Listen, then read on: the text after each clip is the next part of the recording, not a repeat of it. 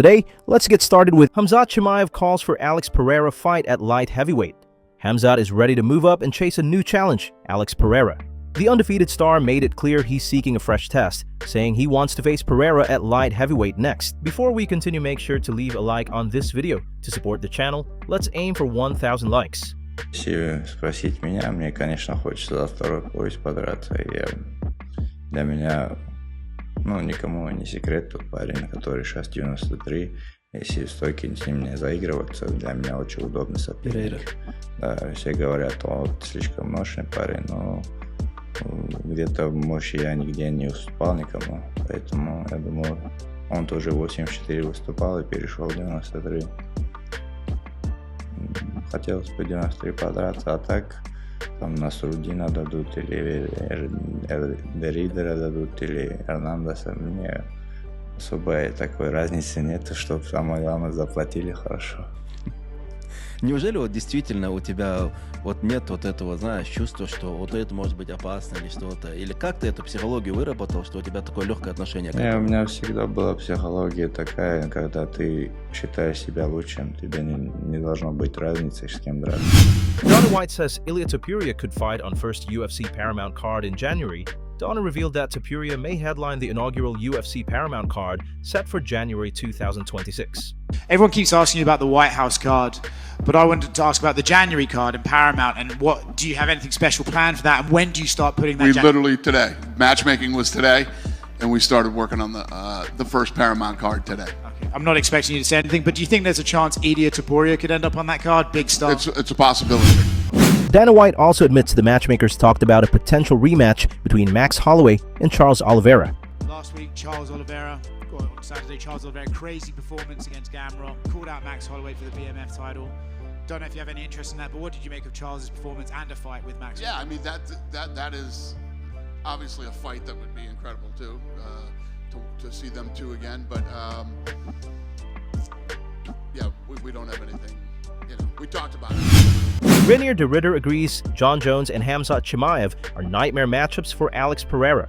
RDR shared his thoughts on Pereira's potential future opponents, agreeing that Jon Jones and Khamzat Chimaev would be stylistically difficult matchups for the Brazilian. Talked about the Jon Jones thing. It's like Jon Jones is the worst matchup for Alex Pereira. That is the worst. Yeah, 100%. And Chimaev isn't far behind there. That wrestling it's a nightmare for a guy like Pereira. Yeah, exactly. And we haven't really seen what Alex can do, because he's mostly been fighting strikers. Even Ankalaev is mostly a striker. But let me get some work with Khamzat first. Yeah, I was gonna say. I think I don't think the UFC didn't they weren't ooh a super fight. I don't think they're actually making. But I thought it was funny. I give him credit too. You go for the biggest fight, and Alex is a big name, right? That's true.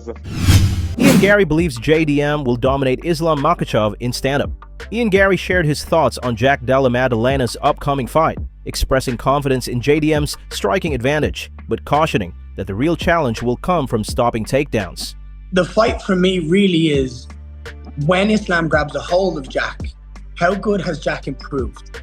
Because Islam is world class at that and has been for probably his entire life because of the way he trains and where he has come from. So can Jack stop that consistently, like he did against Beneil? Because he did a phenomenal job against Beneil at stopping that. But can he do that against someone who's just cleaner, more technical? On the feet, I think Jack wins it cleanly. I think he'll jab, switching stances. He'll have a bit more fluidity due to the fact that Islam's not going to be changing stances so regularly. So I think Jack can do it on the feet, but the question mark is, can he stop the takedown consistently over 5 rounds? Reinier De Ridder says Dricus Du Plessis needs ground game improvement for Khamzat rematch. RDR believes DDP must evolve his grappling if he wants another shot at Khamzat Chimaev.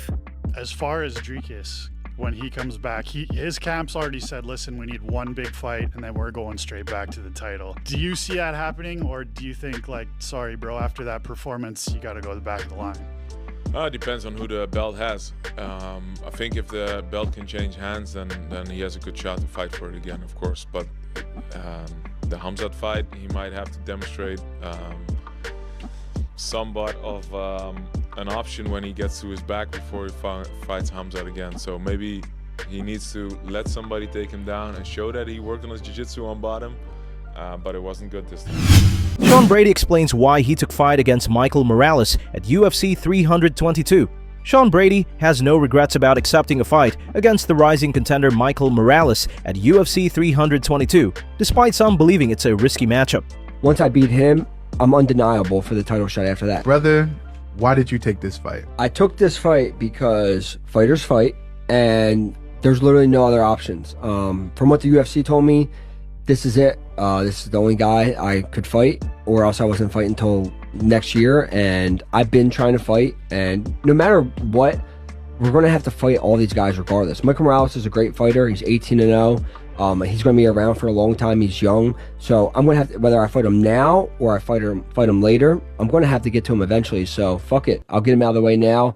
Coming off beating Leon, and then I go and I take this risk of fighting this young up and comer. Once I beat him, I'm undeniable for the title shot after that. And that's what I'm just going to prove to do. I'm just going to become undeniable until they have to give me the title shot. Ariel Helwani praises Ilia Topuria's level of competition. Ariel Helwani gave high praise to Ilia Topuria, noting the elite level of opposition the lightweight champion continues to face. Speaking of Ilia, there was another really interesting thing that I saw. Every person who fights Ilia, everyone, always wonders how people will respond, or whether these people are over the hill, past their prime, washed up.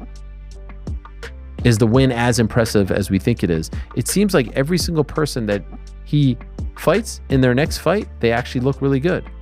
Charles wins. Max wins. Volkanovski wins. I think Emmett won too, right? Emmett beat Bryce Mitchell. I think Bryce Mitchell won too, right? Bryce beat Dan Ige. I think that's pretty interesting. So he's not necessarily fighting cans or over-the-hill guys, past their prime guys. He's fighting really good guys. Beneil Dariush says Paddy Pimblett isn't a threat to Ilia Topuria. Beneil Dariush shared his honest thoughts on a potential Paddy Pimblett versus Ilia Topuria matchup, making it clear he doesn't see Paddy as a real challenge for the champion. Before we continue, help us reach our goal of 1,000 subscribers here on MMA Explorers. Hit that subscribe button and turn on notification so you don't miss any of our daily MMA content. See Paddy being a threat for Ilia Topuria at all?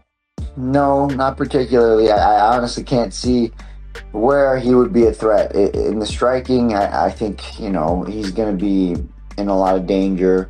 In the grappling, if he gets a takedown, he's very good. He's a very good grappler if he can get a takedown, but do I think he can get a takedown on Ilia? I don't know. From what I've seen and what I've heard about Ilia, he has fantastic wrestling, and his takedown defense is world class.